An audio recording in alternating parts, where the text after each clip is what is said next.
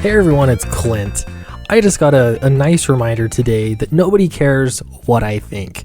And that's a good thing, really. I genuinely think it is. For some reason, social media, and especially Twitter, has made it so everybody thinks that they are a politician and that they need to weigh in on literally everything that's going on in the news, in any kind of group of friends or in the community. And I think this is really the worst possible way to think about yourself. It really gives everybody this sense of self-importance that really shouldn't exist. Now, I'll tell you, it is really annoying to me when I get online and I will find celebrities that maybe I like, I like watching movies from, and deep down I know that our politics don't align and that they probably think I'm a trash human being from a flyover state, but I still like to just pretend that they're the cool person in the films, and I just want to live in this fantasy world, because why not?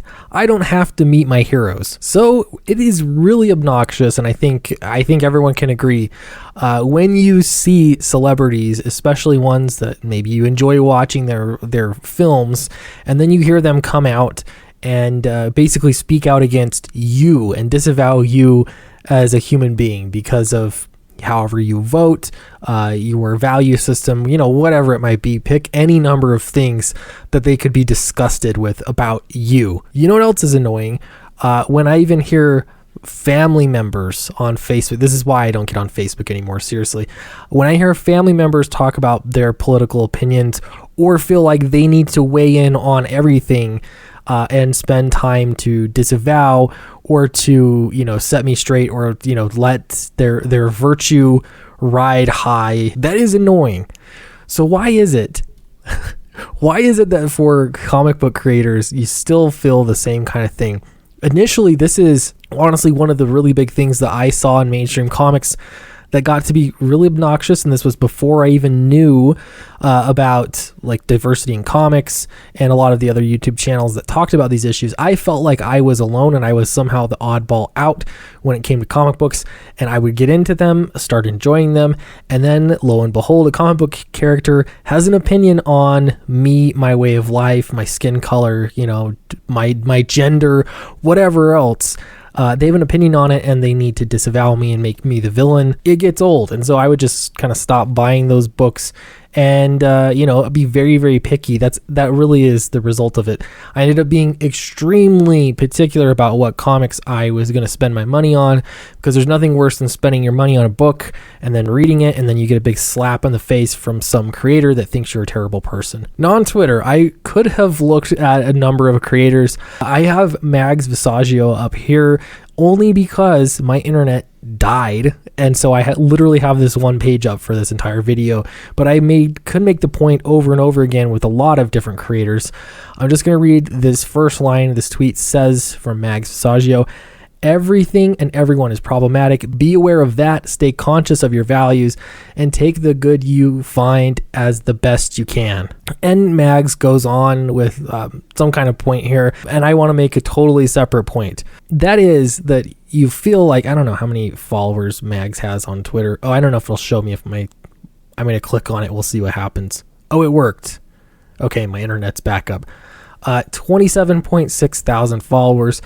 I have far fewer followers on my own Twitter. It's something like 1,600, somewhere around there. But why is it that Twitter or having some number of followers becomes some kind of burden to bear, and that you almost become like some kind of a prophet or a preacher, to all these people? And I see it over and over and over again. I think there are a few people that do a little bit better at it than others, and they use social media to talk about comics, promote their stuff. And I'm not saying that Mags doesn't do that kind of stuff, but social media just becomes a platform to take a moral stand. Now, over the past couple weeks, I've had several people from all sides of several Twitter arguments come to me and ask me what my thoughts and opinions were, and if I was going to take action on anything. Now, this has been kind of ridiculous because, it's Halloween. I just spent Halloween first handing out comic books to the kids in the neighborhood. That was awesome. And then second, taking my kids, me and my wife swap. I took my kids trick-or-treating as it got darker. and we had a lot of fun. And then I get back, I check Twitter, looking for a story or something that I can talk about, and all I see is pure madness. And believe me when I say I am not following it. A lot of the time, especially today, that has been my response to anybody that's asked. I don't really know what's going on because I've got so much else to do right now. I've got better things to do than to follow who's beefing with who. But it comes down to the same thing, and that is that for some reason, as a comic book writer or as a comic book artist or a comic book fan or something like that, if you've got a social media platform that is not there to interact and network with people, it is there for some kind of moral stance taking.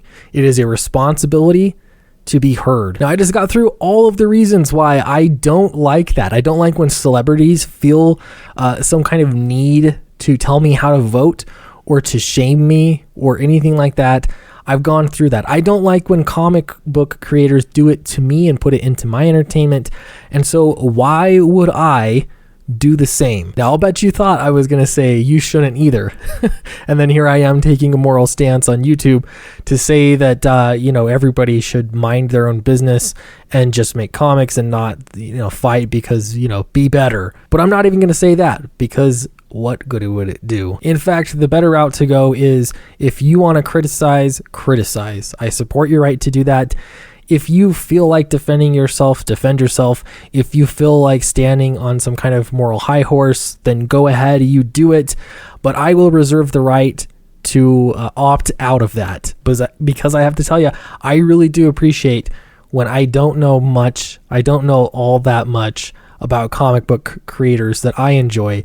I really like to just hear more about their comics and their creative process and those kinds of things. If I'm looking for morals, I go to church for that. So thanks so much for listening. Let me know what you think in the comments below.